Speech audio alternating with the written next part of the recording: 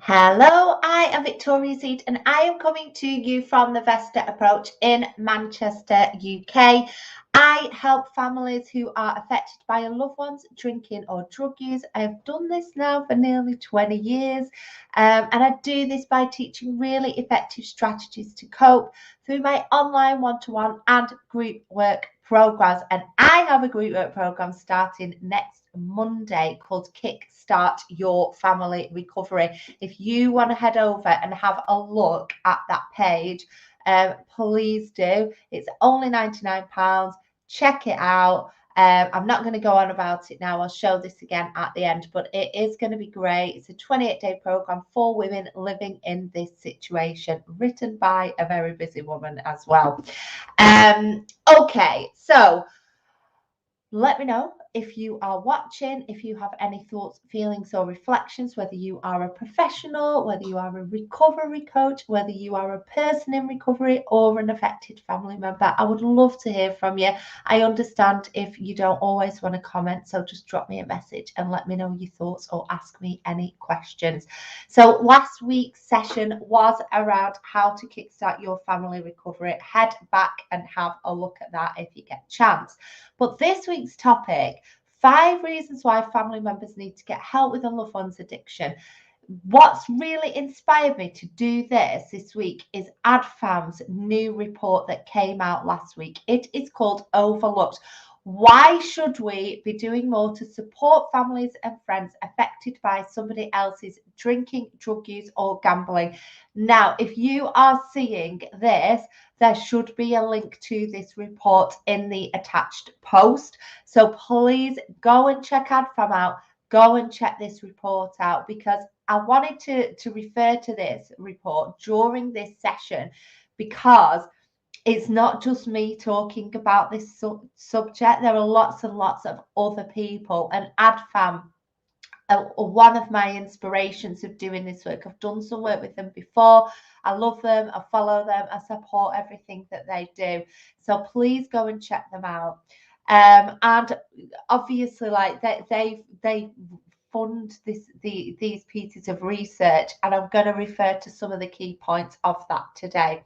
So let's get to it then. The 5 reasons why family members need to get help with a loved one's addiction. So the first thing is the number of people that are living in this situation is really high. I know it's really hard when you are living in this situation. It can feel really isolating, but actually, out of ADFAM's research and a report that they published last year or earlier this year, was called the Forgotten 5 Million. And they found that 1 in 10 people are affected by a loved one's drinking or drug use. And that's 5.5 million people in Great Britain. 8% of those are affected by a loved one's alcohol use, and 3% are affected by a loved one's drug use. That is a high percentage of our population. So therefore, we need to be doing more. And that's something that ADFAM are fighting for all of the time within local authorities. And I want to do more for the women like me who wouldn't necessarily go to local authorities, charities and services, and just want to kind of get some private help and support. So that's where I fit into this, okay? So, recovery from addiction, drug use, alcohol use isn't an easy journey. So it's really important that those family members that are experiencing this don't feel alone.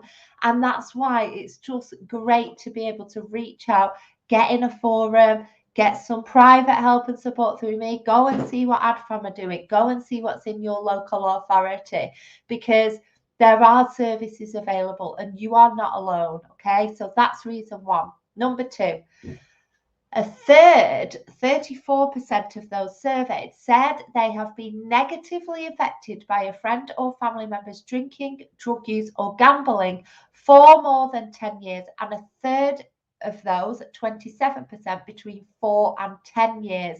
So we can see that people, not only the number of people affected, but people are affected by this for a long time. And I've seen it in my work where family members, friends, partners have tried to deal with this on their own, hoping that something might change. But the thing is, you know, sometimes, and I'm not going to say this doesn't happen because it can happen. Someone can wake up one day and say, do you know what? I'm not going to take drugs anymore. I'm not going to drink. I've had enough. And they stop, right? That's right. But even that in itself is a journey, because then the family have got to get used to having somebody around them that's completely changed their behaviours. So either way, it's great to get help, but a lot of the time, families are dealing with this for a really long time, hoping that a loved one's going to go to rehab, hoping that a loved one's going to go and get help, hoping that they're going to go to 12 steps, hoping that things are going to change. And they keep doing the same thing over and over again, and nothing happens. And it's not family members' fault, by the way. My role is to help family members in their own right and have the best chance possible of influencing a change in your loved one. And notice the language there. It is influencing. It is not changing somebody, because we cannot change somebody else. We can only change ourselves and our own responses to things. Okay, and that's what I work on with my clients. And through doing that, most people, well, everyone really, I've only had one client that said to me my work didn't work. You know, it wasn't for them, and that's okay. I'm not for everybody. But you know, we've got to, you can only change you. But through doing the work on yourself, you're going to be putting yourself first, focusing on your own well-being, filling your resilience cup, making sure that you're available for others, not just your loved one. You know, being able to be present with other people, being able to work, being able to achieve your goals, yeah, and live your life fully, as full as you can.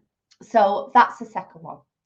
The third one is just over a third of people report their loved ones drinking or drug use, drug taking or gambling negatively affects their working life.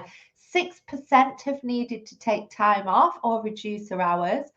6% have to take regular sick leave, and 22% struggle to concentrate or have a lower level of productivity when they're at work.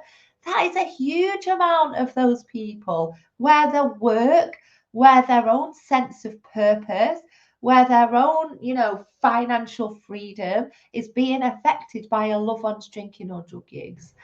So that is another reason why it's really, really crucial to get somebody on your side, or a team or a service or whoever it is.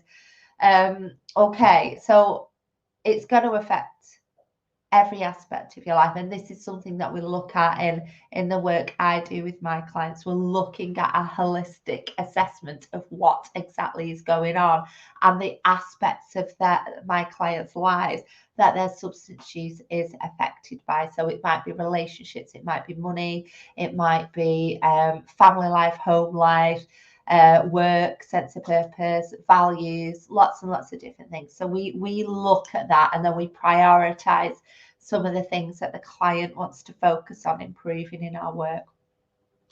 Okay.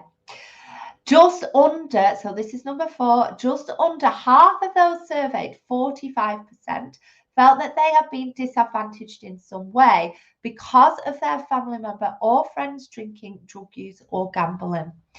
And those most frequently cited disadvantages were 24% financial, 20% health, and 14% employment.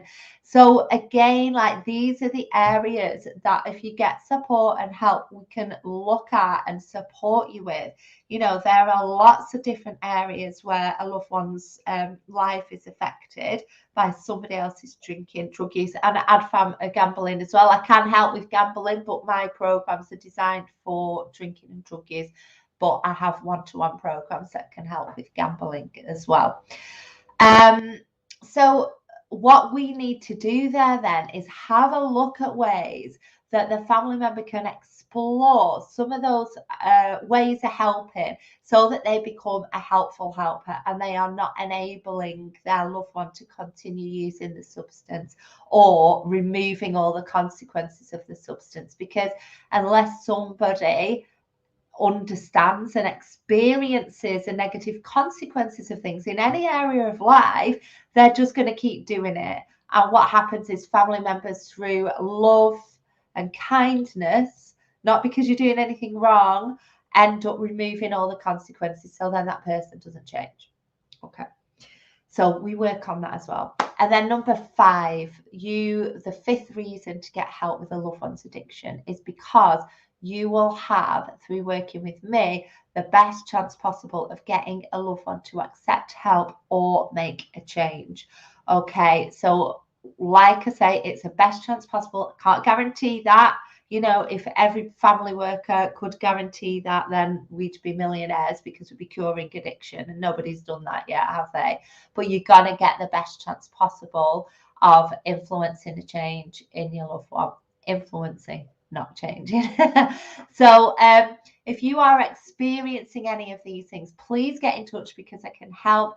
Like I said, I have a 28-day program. It is starting on Monday, the 15th of November, 2021. If you're watching this video at a later date, don't worry, because this program is going to be repeated. So have a look at that page. Drop me a message if you need any help and support. And, you know, don't be alone. Do not be alone. Go and check out ADFAM's report. It's brilliant. Okay.